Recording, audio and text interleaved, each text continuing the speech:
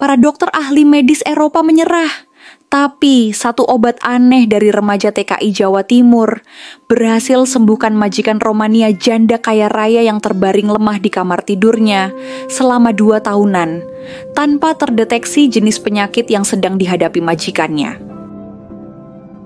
Kamar tidur itu begitu megah, namun menyimpan kesunyian yang menusuk sampai ke tulang. Tirai beludru merah darah menggantung di jendela tinggi bergaya gotik, menghalangi cahaya matahari masuk. Aroma bunga kering yang disusun dalam vas kristal. Di sudut ruangan kini tak lagi harum, hanya menjadi hiasan yang menyedihkan. Di atas ranjang king size yang dilapisi spray linen putih bersih, terbaring seorang wanita paruh baya yang cantiknya masih kentara, meski tubuhnya telah lama tak bergerak. Elena Dragici, janda kaya pemilik perkebunan anggur terbesar di wilayah Alba, Rumania, telah 2 tahun terbaring tak berdaya.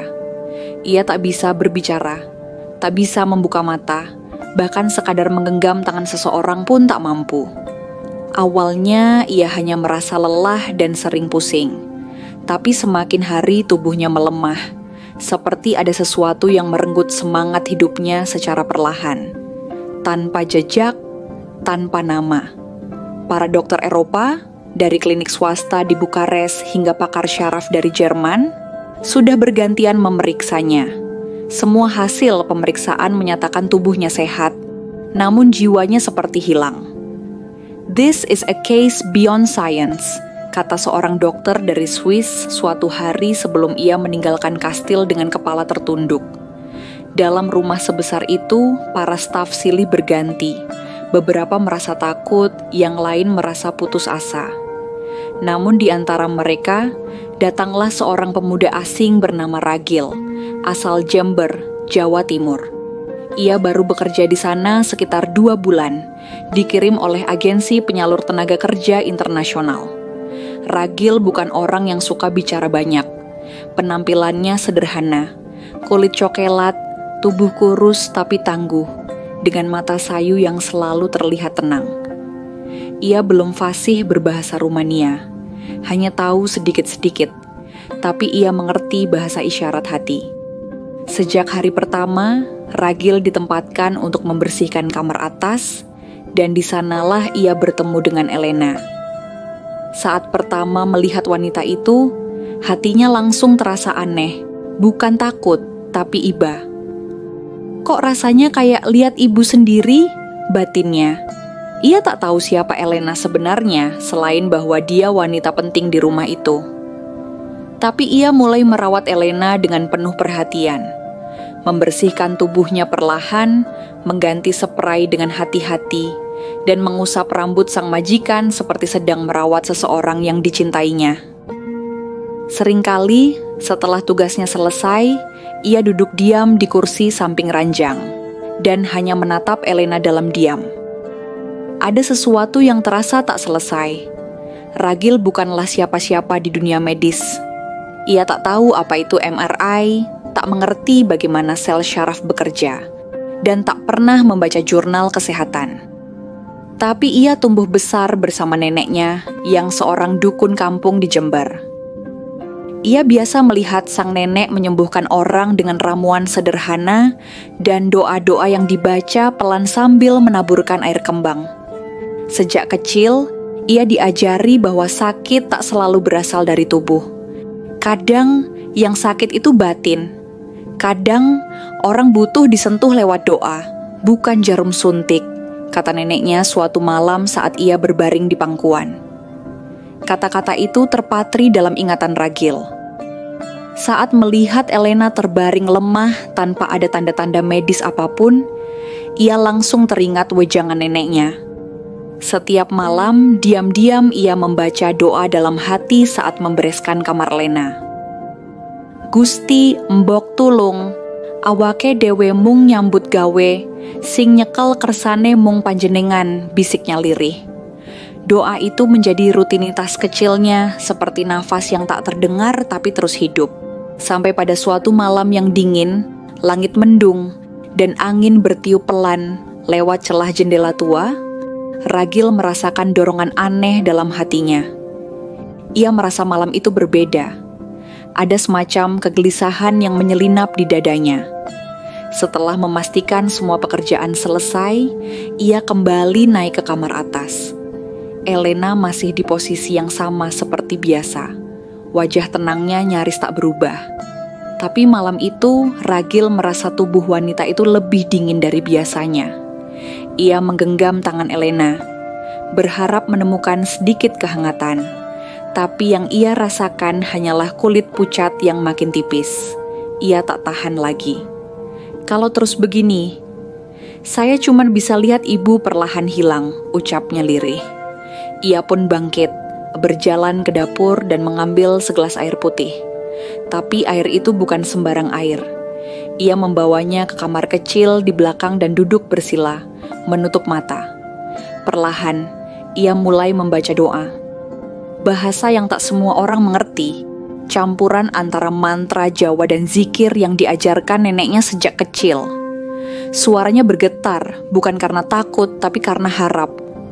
Beberapa menit kemudian, Ragil kembali ke kamar Elena, sambil membawa gelas itu dengan dua tangan. Seperti seseorang yang sedang membawa sesuatu yang suci. Ia mendekat ke sisi tempat tidur, lalu menatap wajah Elena yang sunyi. "Bu, saya tidak tahu apakah ini akan bekerja. Tapi ini yang saya bisa. Ini satu-satunya yang saya punya," katanya dengan suara pelan. Ia menempelkan gelas ke bibir Elena yang kering.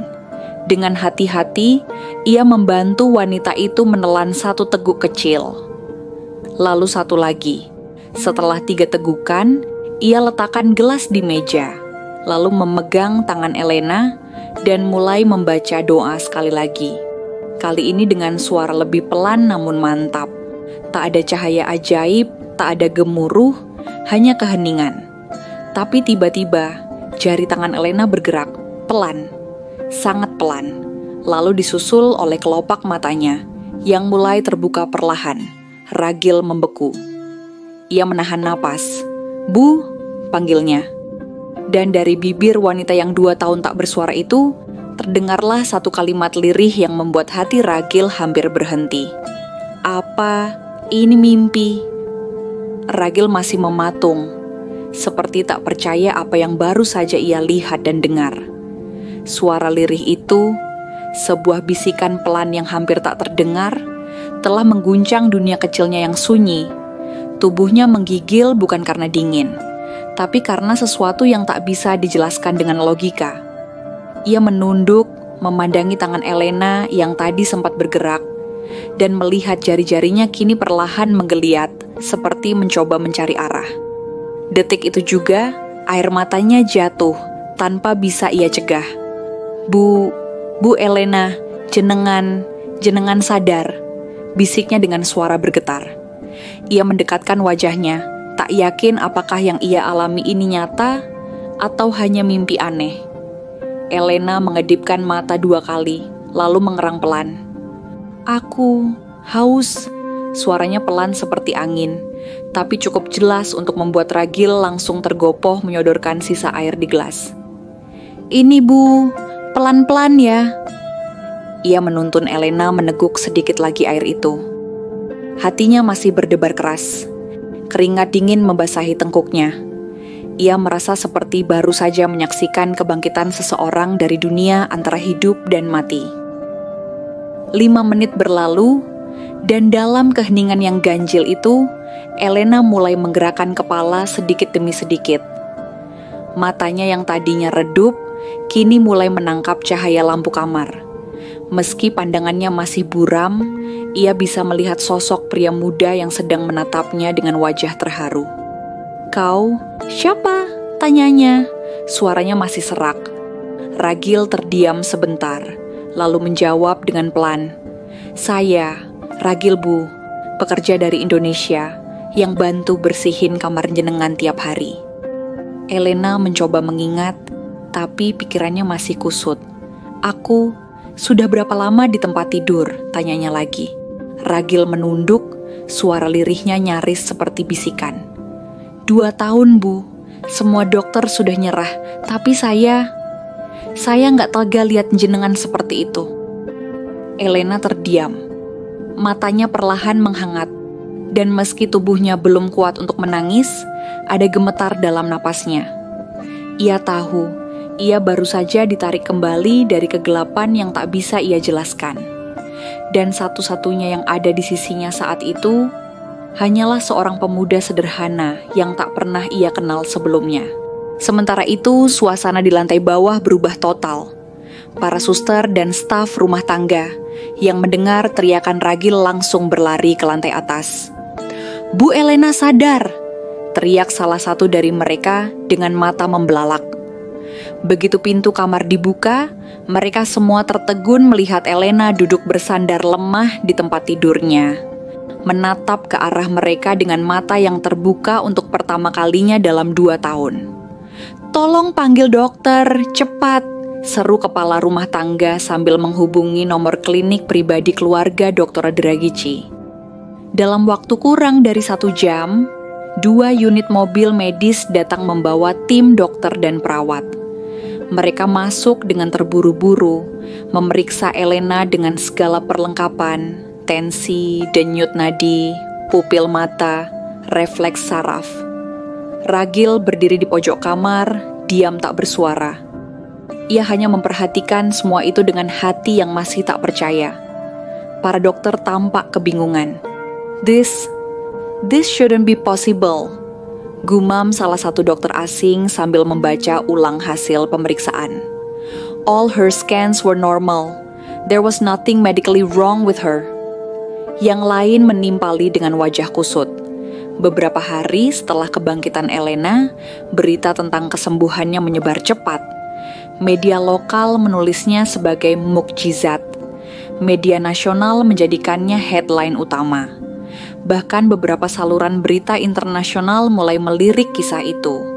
Tapi tak satu pun yang benar-benar bisa menjelaskan apa yang sebenarnya terjadi. Elena tak diberi obat khusus, tak menjalani terapi modern, tak mendapat suntikan apapun. Satu-satunya yang terjadi malam itu hanyalah seorang pekerja dari desa kecil di Jawa Timur menyuapinya air putih sambil berdoa dengan khusyuk. "Siapa pemuda itu?" tanya seorang jurnalis. "Dia bukan siapa-siapa, tapi mungkin dia segalanya," jawab salah satu perawat dengan suara pelan. Ragil sendiri mulai merasa tidak nyaman dengan semua perhatian itu. Ia hanya ingin menjalani hidup tenang seperti biasa. Tapi sekarang, setiap orang di rumah itu memandangnya dengan cara yang berbeda. Penuh kekaguman, penuh keheranan, dan mungkin penuh harapan. Hari keempat setelah kesadaran Elena, ia meminta untuk duduk di balkon kastil. Dengan bantuan perawat dan Ragil, ia digendong perlahan ke kursi kayu yang menghadap ke arah perkebunan anggur miliknya. Angin musim semi berhembus pelan, menyapu rambutnya yang mulai tumbuh kembali. Elena menatap langit, lalu menoleh pada Ragil yang berdiri canggung di sampingnya. "Ragil," panggilnya pelan. "Ya, Bu," jawab Ragil sambil menunduk. "Apa yang kau lakukan malam itu? Apa yang kau beri ke aku?" Ragil menelan ludah, ragu menjawab. Tapi akhirnya ia buka suara, lirih dan jujur. "Saya cuma kasih air putih, Bu, dan saya baca doa. Doa dari nenek saya, dari kampung." Elena mengangguk pelan, lalu tersenyum untuk pertama kalinya dalam 2 tahun. "Lalu, mungkin bukan aku yang sakit, Ragil. Mungkin aku cuma terlalu lama jauh dari hal-hal yang tulus." Ragil menunduk lagi, tak mampu berkata apa-apa. Tapi dalam hatinya ia tahu, malam itu bukan dia yang menyembuhkan Elena, melainkan ketulusan yang bekerja diam-diam di balik air dan doa. Di tengah semua kekacauan dan kehebohan itu, hanya satu orang yang tetap tenang, Ragil. Ia tak terbiasa jadi pusat perhatian. Bahkan ketika para dokter mulai mengajukan pertanyaan satu persatu, matanya lebih sering tertuju ke lantai. Seorang dokter dari Wina mendekatinya, penasaran. "Apa jenis air yang kamu berikan kepadanya?" Ragil hanya tersenyum canggung dan menjawab pelan, Air putih biasa, Pak, dari dapur. Dokter lain menimpali dengan nada skeptis. Dan apa tentang doa? What exactly did you say? Ragil menggeleng pelan. Itu bukan mantra, bukan bahasa ilmiah. Cuma doa kampung, Pak. Saya cuma minta tolong sama Tuhan. Mereka saling pandang, bingung dan tak puas, lalu kembali mencatat sesuatu di clipboard masing-masing. Ragil hanya diam. Dalam hatinya, ia tak ingin menjelaskan hal yang baginya sangat pribadi dan sakral. Doa itu bukan rumus, bukan ramuan. Itu bisikan tulus dari hati seorang anak desa kepada Tuhan yang ia percayai tak pernah tidur. Namun di luar rumah besar itu, berita telah terlanjur menyebar. Dalam waktu singkat, kisah majikan janda Rumania yang disembuhkan TKI dengan air dan doa menjadi buah bibir di mana-mana. Wartawan mulai berdatangan ke gerbang kastil, sebagian membawa kamera, sebagian lagi membawa sejuta pertanyaan. Bisakah kami wawancara Ragil? Apakah benar dia punya ilmu penyembuhan dari Indonesia? Bahkan ada yang bertanya, apakah ini bagian dari ilmu hitam atau perdukunan? Semua pertanyaan itu membuat Ragil semakin gugup. Ia hanya ingin bekerja dan hidup tenang, bukan jadi sorotan dunia. Namun yang membuat hatinya benar-benar tak kuat adalah ketika ibunya di kampung menelepon dengan suara bergetar. Le, ibu lihat kamu di TV, kamu disanjung orang-orang. Tapi hati-hati ya nak, jangan tinggi hati, semua ini dari Allah. Ragil memejamkan mata mendengar suara ibunya. Ia hanya bisa menahan haru dan menjawab, "Inggih Bu." Ragil nggak apa-apa. Ragil tetap ingat asal-usul.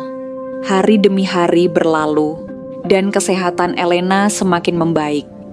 Ia mulai bisa duduk lebih lama, makan sendiri, bahkan sesekali berjalan dengan bantuan tongkat. Namun satu hal yang paling terasa berbeda adalah cara ia memandang Ragil. Dulu, Elena adalah wanita bangsawan yang hidup dalam lingkaran orang-orang berpendidikan tinggi dan berpenampilan elegan. Tapi kini, setiap kali ia berbincang dengan Ragil, hatinya seperti menemukan sesuatu yang selama ini hilang.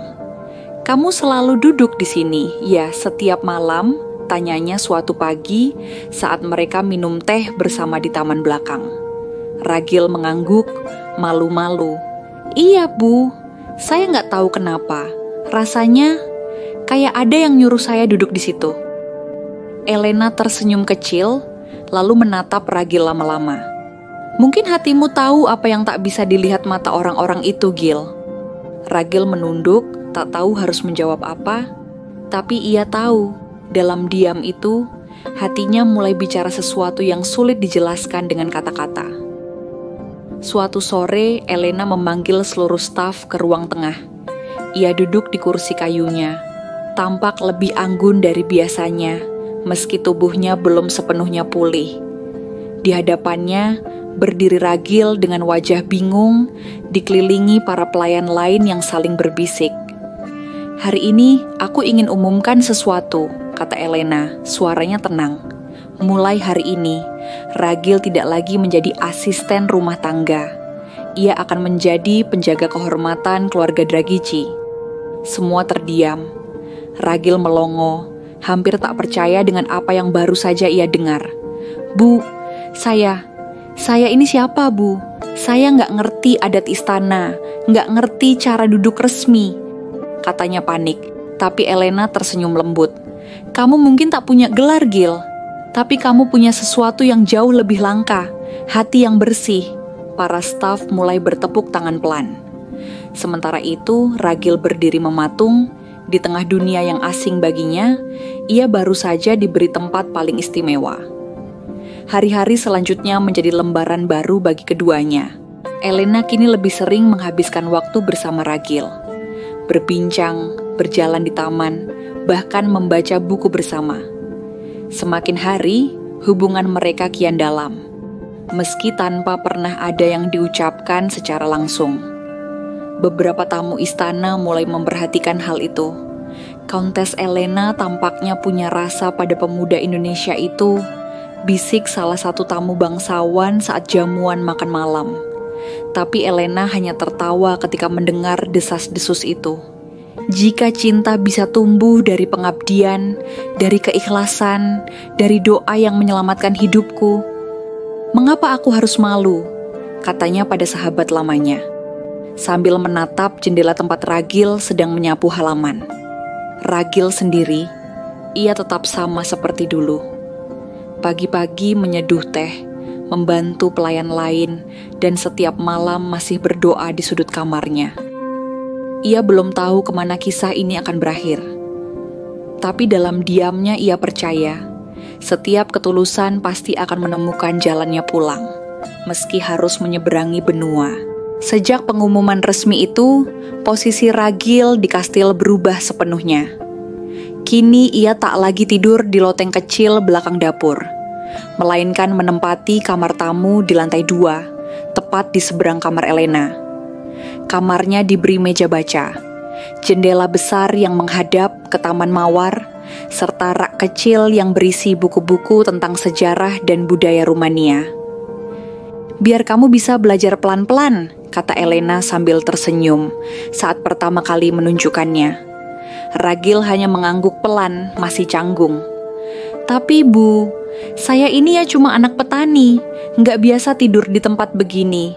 Elena tertawa lembut. "Aku juga dulunya bukan siapa-siapa, Gil. Ayahku petani anggur. Hidup bisa berubah, tahu?" Ragil menatap lantai, hatinya bergetar. Bukan karena mewahnya kamar, melainkan karena ada seseorang yang melihat dirinya. Bukan dari asal-usulnya, tapi dari hatinya. Ia mulai perlahan belajar membaca buku di waktu luangnya, dan bahkan menulis surat ke ibunya di Jember lebih sering. Di salah satu suratnya, ia menulis, "Bu, Ragil sekarang diberi kehormatan, tapi Ragil tetap anakmu yang dulu. Doakan Ragil tetap waras di tempat yang penuh pujian ini." Desas-desus hubungan mereka makin ramai. Para pelayan membicarakannya di dapur, tamu-tamu bangsawan membahasnya diam-diam di balkon.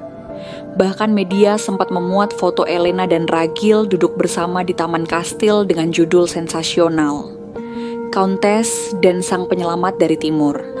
Mungkinkah cinta tumbuh?" Tapi Elena tak ambil pusing. Ia tahu siapa dirinya, dan lebih dari itu, ia tahu siapa Ragil sebenarnya. "Mereka boleh bicara sesuka mereka, tapi hanya aku yang tahu hatimu," ucapnya suatu sore saat mereka sedang menyirami bunga bersama. Ragil menoleh pelan. "Saya ndak pantas, Bu," bisiknya menunduk. Elena tersenyum lalu memegang tangan Ragil. "Kau tahu, Ragil, selama 2 tahun aku hidup dalam kegelapan. Dan yang membangunkanku bukan profesor, bukan pendeta, bukan bangsawan, tapi kamu, seorang anak desa yang duduk diam setiap malam dan berdoa.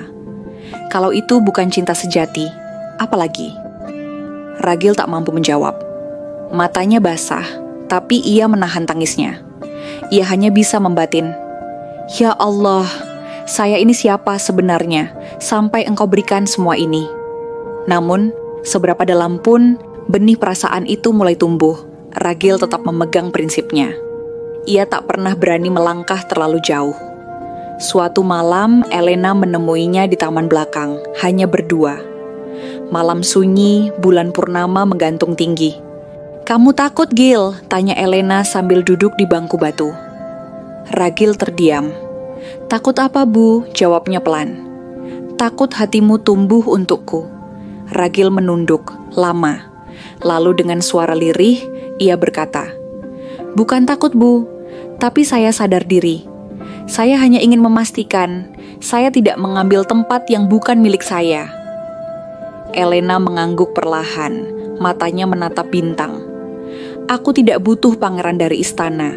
Aku hanya butuh seseorang yang bisa membuatku merasa hidup lagi, dan itu kamu." Hening menggantung lama di antara mereka. Angin malam menyapa rambut mereka yang bergoyang lembut. Tapi malam itu tidak berakhir dengan ciuman atau janji manis.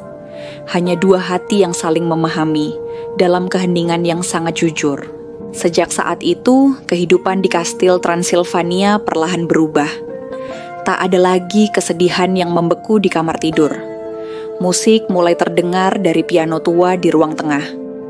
Aroma roti panggang dan kopi menyebar tiap pagi dari dapur, dibawa oleh Ragil yang dengan luwes mulai membantu kegiatan rumah tangga dengan cara yang baru. Elena pun mulai membuka kembali kebun anggurnya, bahkan mengundang anak-anak panti asuhan untuk berkunjung tiap minggu. "Aku ingin kastil ini kembali hidup," katanya pada Ragil. "Seperti kamu yang membuatku hidup kembali." Ragil selalu membalasnya dengan senyuman tenang. Ia tak banyak bicara, tapi sikapnya selalu berbicara lebih keras. Ia tak pernah mencari sorotan, tapi dunia justru tak henti menyorotnya. Banyak orang datang ingin belajar dari Ragil, tentang doa, tentang kesederhanaan, tentang makna ikhlas. Tapi Ragil selalu menjawab dengan kalimat yang sama. "Saya nggak bisa ngajari apa-apa, saya cuma nyoba tulus, itu saja." Dan begitulah, kisah ini tak diakhiri oleh pelaminan mewah atau pesta besar-besaran. Tak ada adegan film romantis yang terlalu dramatis. Tapi semua orang tahu, sesuatu yang lebih dalam telah tumbuh antara dua jiwa yang datang dari dunia yang berbeda. Di balik dinding batu kastil kuno itu, seorang janda bangsawan yang pernah kehilangan hidupnya, kini kembali bernapas karena air dan doa dari seorang anak desa. Ragil, pemuda dari Jember, tak hanya menyelamatkan nyawa. Ia menghidupkan cinta, harapan, dan pengingat bagi dunia bahwa keajaiban tak selalu datang dari langit. Kadang ia muncul lewat tangan yang sederhana, lewat doa yang tulus, dan lewat segelas air putih yang dibacakan dalam keheningan malam. Dan meski dunia terus bertanya siapa Ragil sebenarnya, Elena hanya punya satu jawaban. Dia adalah bukti bahwa Tuhan masih bekerja lewat cara-cara yang paling tak terduga.